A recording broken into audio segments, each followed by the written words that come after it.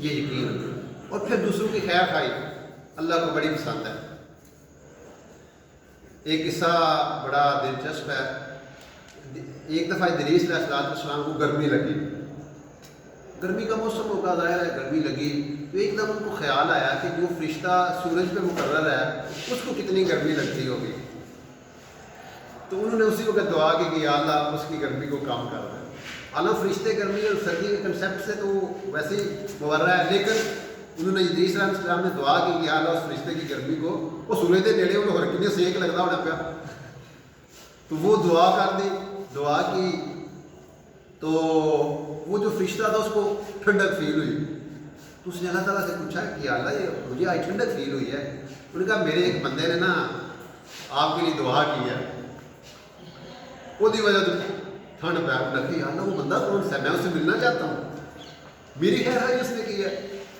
تو ان کا وہ میرا بندہ ادریس ہے، تو این او سی اللہ سے لیا ملنا جا کے، تو وہ آگے ملنے کے لیے ادریس علیہ السلام سے، تو باتیں شروع ہو گئی، اور انہوں نے کہا جناب میرے لیے کوئی حکم ہوئے تو میں تھوڑی خدمت کر سکتا ہوں۔ انہوں نے کہا کہ میں جنت اور دوزخ دیکھنا چاہتا ہوں۔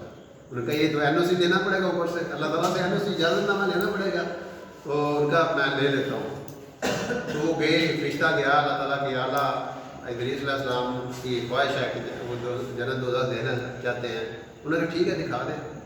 تو آئے، ان کا جی آئے چلے، این او سی مل گیا، تو وہ ان کو لے کے چلے گئے۔ ان کا آپ پہلے جنت دیکھ لیجیے، دوزخ نہیں، پہلا دوزخ پھر جنت۔ اب وہ دوزخ کی سیر کرائی، پھر جنت میں لے گئے۔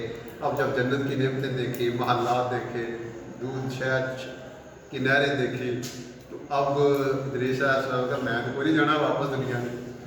اب وہ فرشتہ پریشان ہو گیا کہ یہ تو گڑبڑ ہو جائے گی کہیں۔ تو میں ان کا وہ کیوں، ان کا کہ جو اللہ کہتا ہے جو جنت میں ایک دفعہ چلا جائے گا پھر دوزخ میں کہیں اور نہیں جائے گا وہ، تو میں نے تو نہیں جانا۔ اب اللہ کی شان وہ اللہ تعالیٰ کے پاس گیا فرشتہ کہ جناب وہ ادریس علیہ السلام کو کہتے ہیں میں نے کوئی نہیں جانا۔ تو اللہ تعالیٰ نے کہا ٹھیک ہے اگر وہ کہتے ہیں نا تو یہی رہے۔ اللہ تعالیٰ نے قرآن میں وَاذْكُرْ فِي الْكِتَابِ إِدْرِيسَ إِنَّهُ كَانَ صِدِّيقًا نَبِيًّا وَرَفَعْنَاهُ مَكَانًا عَلِيًّا۔ تو جب آپ خیر خواہی کریں گے تو اللہ آپ کے ساتھ یہ معاملہ